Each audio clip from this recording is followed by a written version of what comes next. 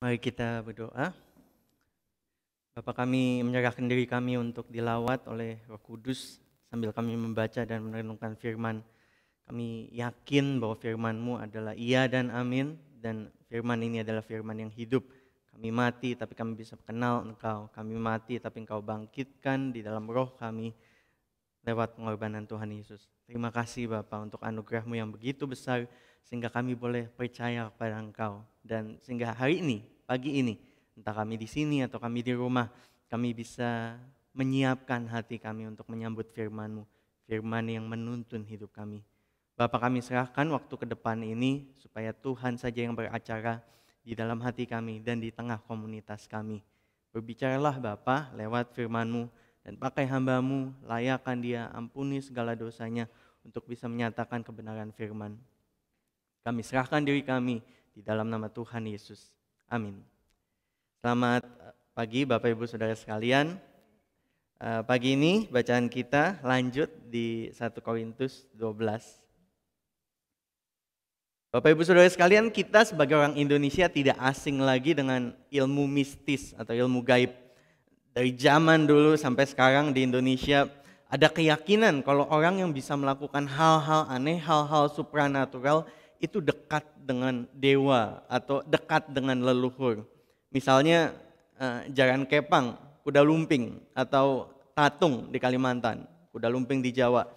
Dalam atraksi yang menyertai mereka, mereka akan dirasuki sehingga mereka kebal, senjata tajam, dan kalau tatung bisa nyembuhin orang, bisa kasih petuah, petunjuk-petunjuk. Setelah kegiatannya selesai, rohnya akan meninggalkan tubuh orang tersebut.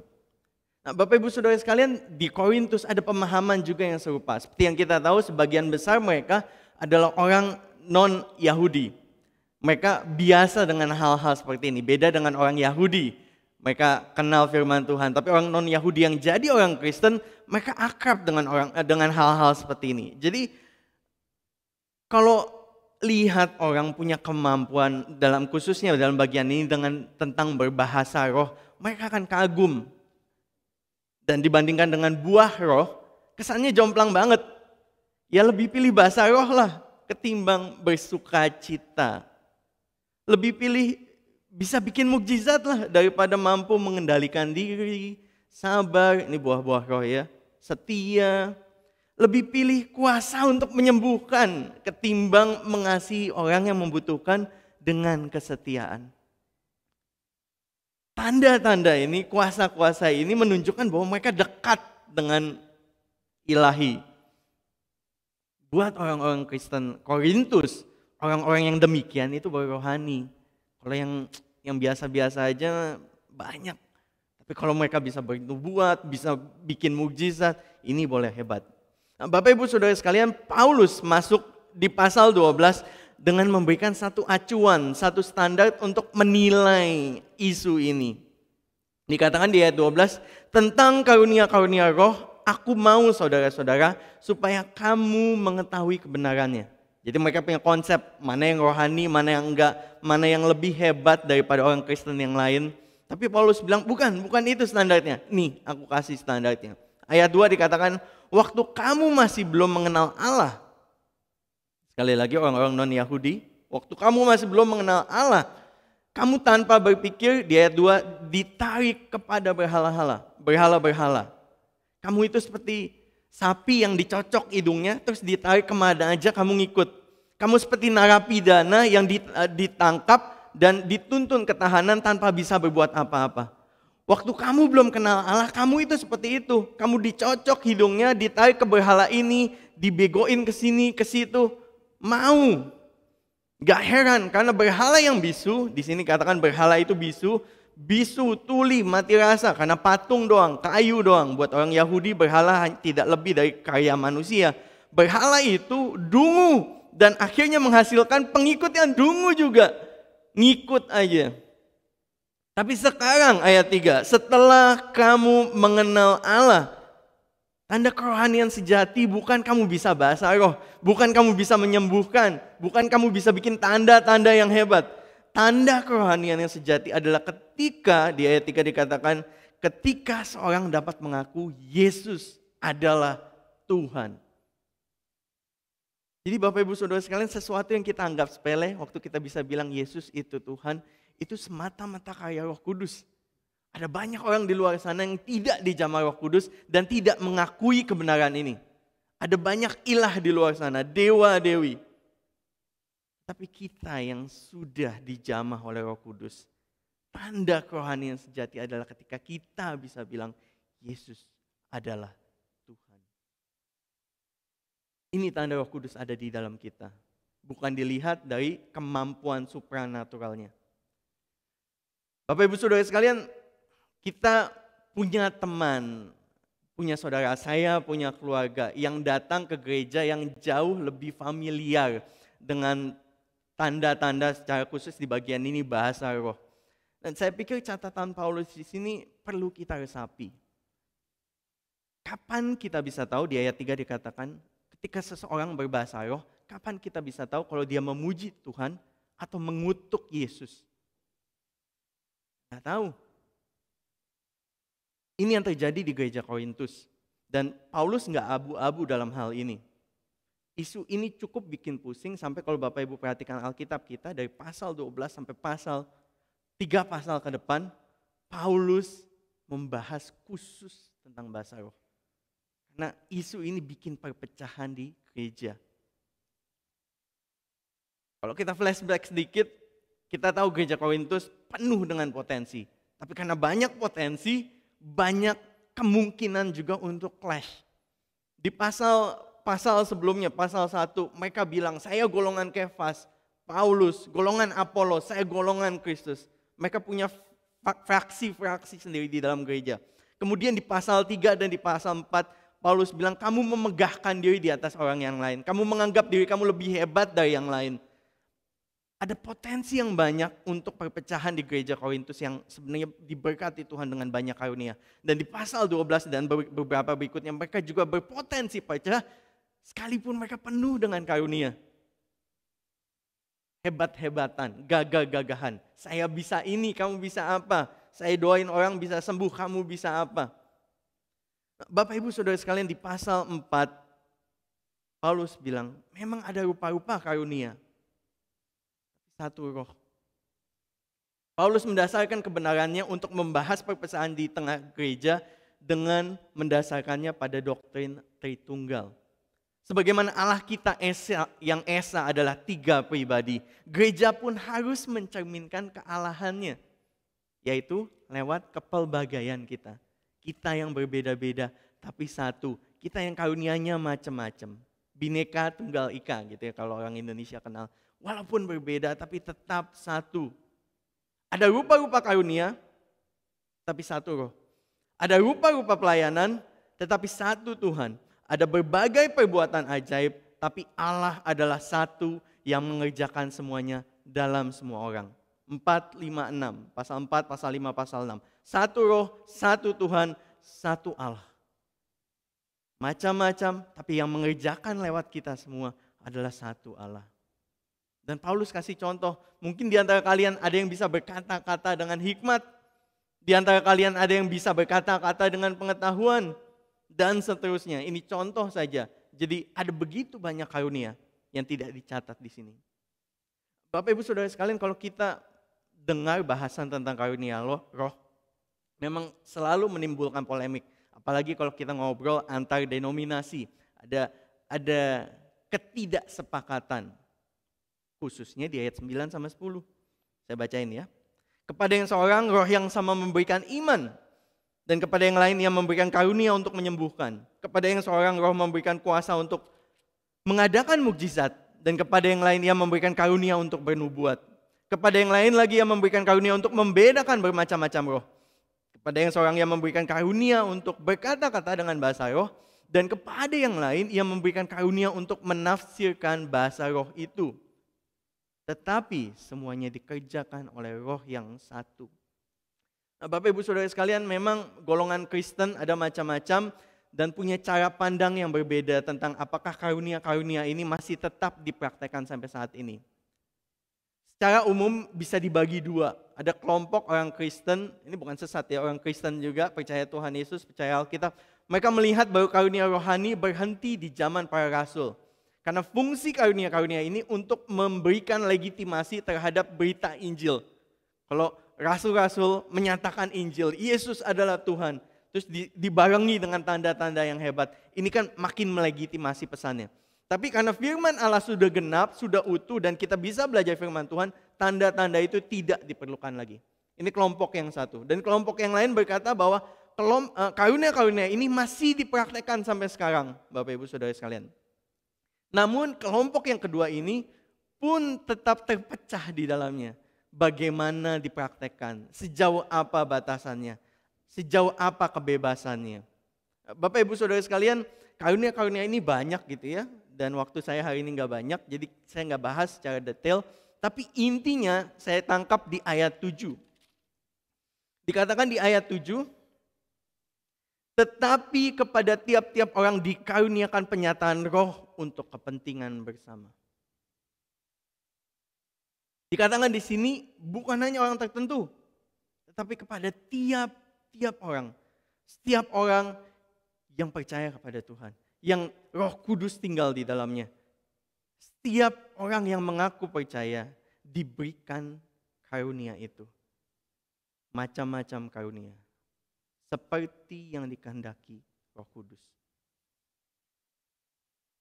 Waktu saya SMA dulu saya terlibat dalam ensemble musik, jadi kayak orkestra tapi kecil gitu ya.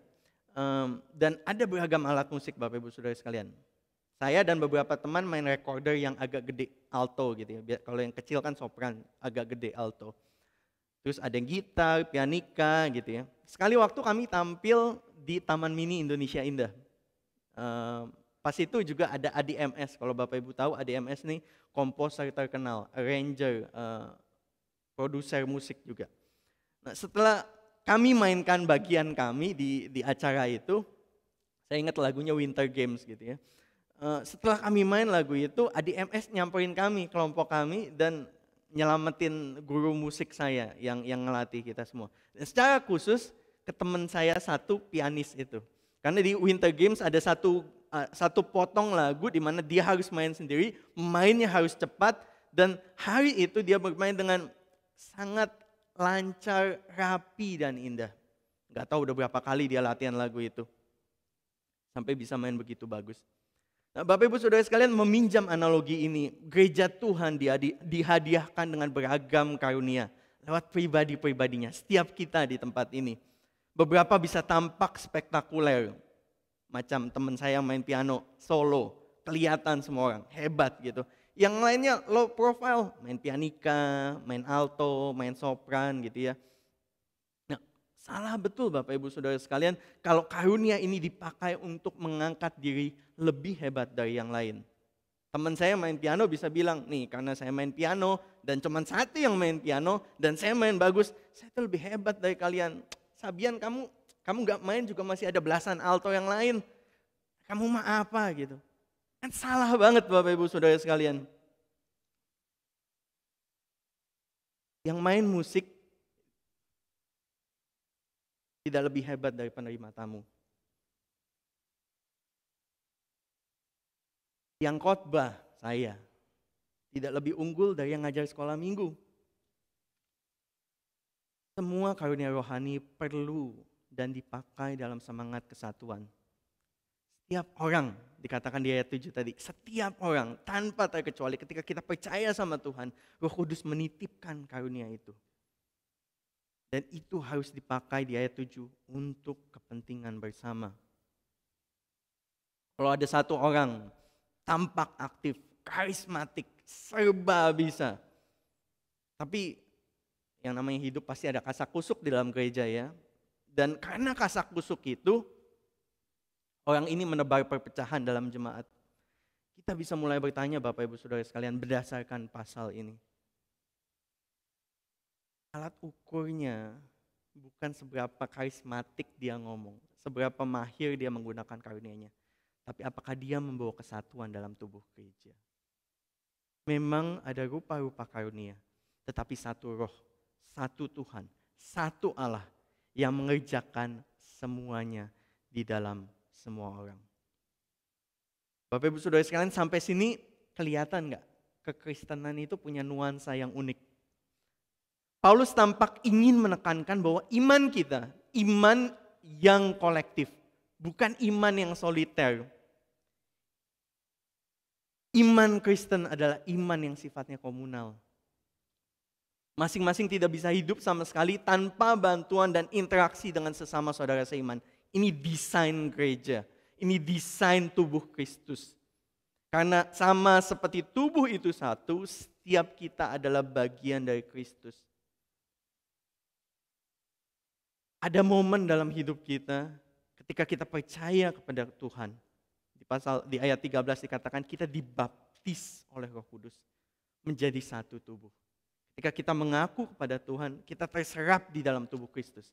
We belong to one another. Kita jadi bagian satu sama lain. Dan kehadiran Roh Kudus pasti membawa kesatuan.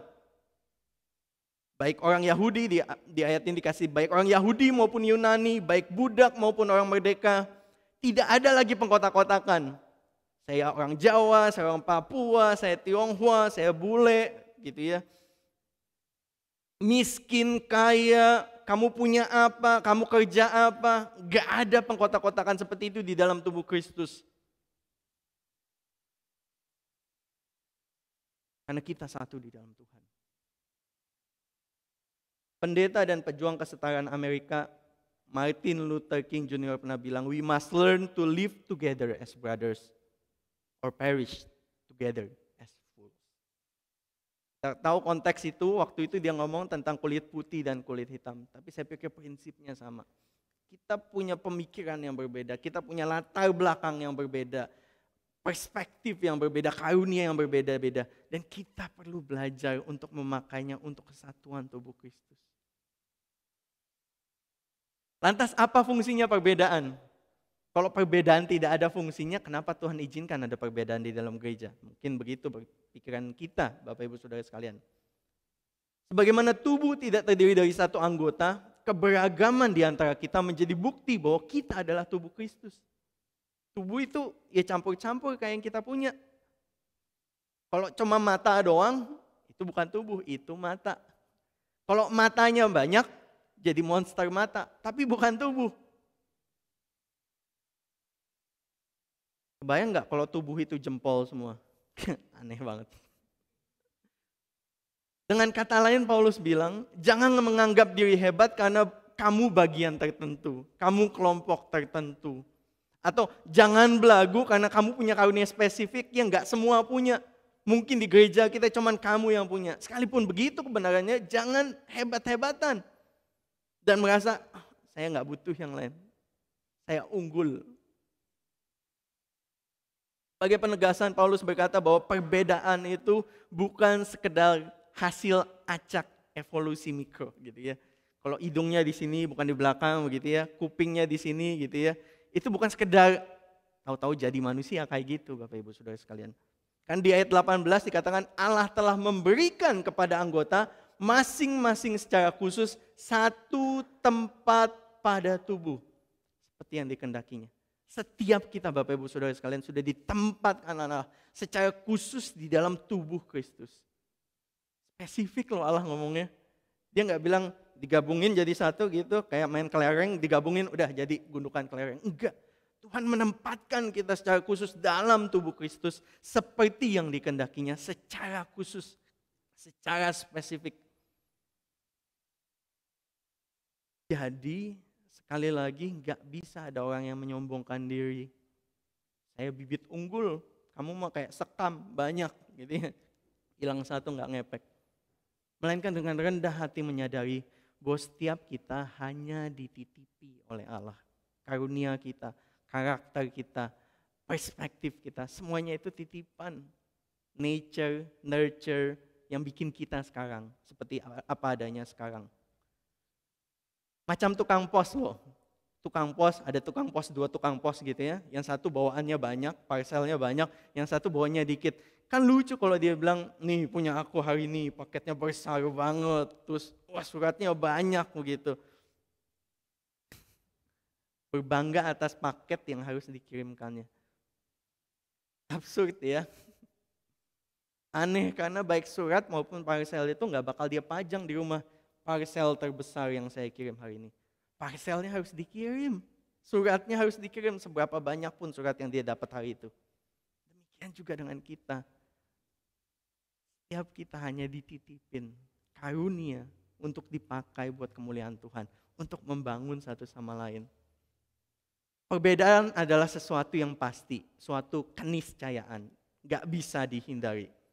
Maka mari fokus Bapak Ibu Saudara sekalian, bukan pada perbedaan yang ada di antara kita, tapi pada kesatuan yang telah Allah kerjakan lewat Kristus. Kayu salib, lewat kuasa Roh Kudus. Karena memang ada banyak anggota, tapi hanya ada satu tubuh. Jangan sampai ada yang bilang, aku tidak butuh engkau. Ayat 21. Secara konteksnya Bapak Ibu, kalau dibandingkan dengan pasal 11, kita tahu bahwa yang Paulus maksudkan di sini adalah orang-orang yang miskin. Orang-orang yang terpandang di gereja Korintus merasa orang-orang miskin ini jadi beban saja. Membebani komunitas gereja. Tapi Paulus bilang justru mereka yang nampaknya paling lemah adalah yang paling dibutuhkan. Salah satu cara melihat ayat ini adalah mengingatkan orang-orang yang kaya yang punya di gereja Korintus bahwa gereja ini bukan diatur berdasarkan seberapa terpandang orang tersebut atau apakah statusnya di masyarakat. Ada orang-orang kecil ini menunjukkan bahwa gereja perlu diatur dengan nilai yang lain, bukan kepemilikan, bukan status. Cara lain untuk melihat hal ini secara kontekstual di gereja kita adalah saya pikir dengan menghindari sikap take it for granted. Terima aja, as if semuanya memang seharusnya begitu. Bapak Ibu Saudara sekalian yang punya anak di remaja one way, tiap minggu ada muda-mudi, pemuda-pemudi yang mendedikasikan hidupnya sepanjang tahun. Orangnya sama terus, tiap hari minggu untuk menyiapkan materi, untuk bisa didiskusikan dengan anak-anak remaja kita.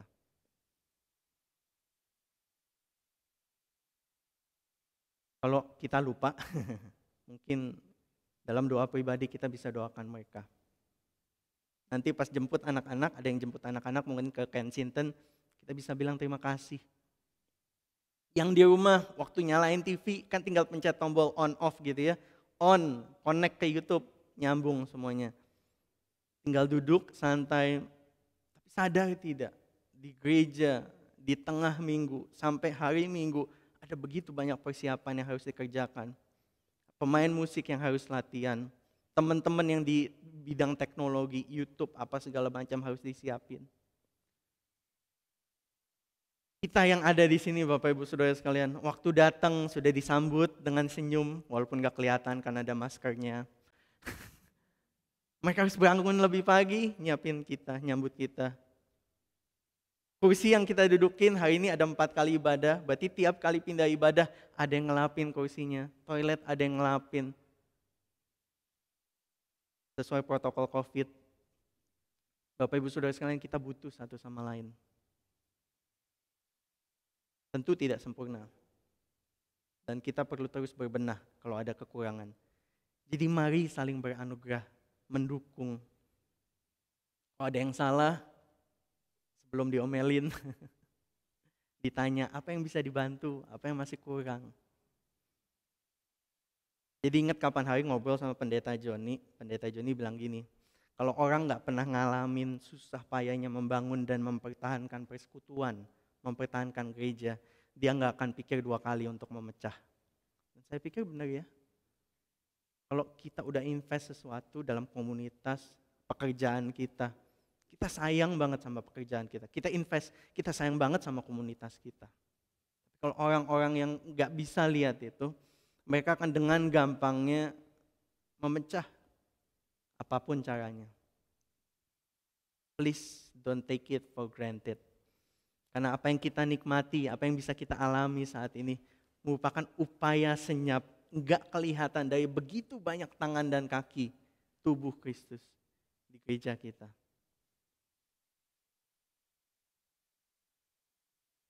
Allah telah memberikan kepada anggota masing-masing secara khusus satu tempat pada tubuh seperti yang dikehendakinya. Dan kita punya role, kita punya peranan. Apakah perbedaan itu berpotensi konflik? Iya. Apakah keberagaman selalu membawa konflik yang menjatuhkan? Tidak. Kalau perhatikan dua pertanyaan ini, yang sama-sama eksis adalah perbedaan. Tapi variabel yang berbeda adalah yang satu tidak selalu bawa konflik, yang satu bisa bawa konflik yang menjatuhkan. Jadi apa yang menentukan bagaimana konflik itu menjatuhkan atau tidak? Bukan ada tidaknya perbedaan, tetapi bagaimana kita mengelola perbedaan. Menariknya ayat 25 bilang bahwa perbedaan dalam tubuh Kristus sengaja disusun oleh Allah. Supaya jangan terjadi perpecahan dalam tubuh, tetapi supaya anggota-anggota yang berbeda itu saling memperhatikan. Jadi kita dibikin beda satu sama lain supaya Tuhan desain itu supaya kita saling memperhatikan. Apa sih ciri-ciri tubuh Kristus yang sehat? Jika satu menderita, yang lain ikut menderita. Jika satu dihormati, yang lain ikut bersuka cita. Bapak Ibu Saudara sekalian, mari kita camkan betul pesan hari ini. Kamu semua adalah tubuh Kristus dan kamu masing-masing adalah anggota-anggotanya. Mari kita wujudkan komunitas gereja yang beda dari dunia. Komunitas yang diwarnai kasih, pengertian, dan pengampunan. Karena kita semua orang berdosa. Kita semua saling satu titik bisa saling menyakiti. Pengampunan. Ketimbang kebencian, kesombongan, dan ketidakpedulian. Gereja itu kayak taman bermain Bapak Ibu. Kita belajar sama-sama untuk menjadi manusia ciptaan Allah. Belajar bersama, bermain bersama untuk menyembah dan melayani Tuhan di dunia ini. Jadi adakah mereka semua rasul, nabi, atau pengajar? Adakah mereka semua mendapat karunia untuk mengadakan mukjizat? Atau untuk menyembuhkan? Atau untuk berkata-kata dengan bahasa roh? Atau untuk menafsirkannya? Jawabannya tidak. Tiap orang unik. Dan lagi-lagi saya katakan karunia rohani enggak cuma di sini. Ada banyak hal yang Tuhan titipkan buat setiap kita untuk kita bisa membangun satu sama lain. Enggak mesti harus yang spektakuler atau supranatural kayak gitu. Dan di ayat 31,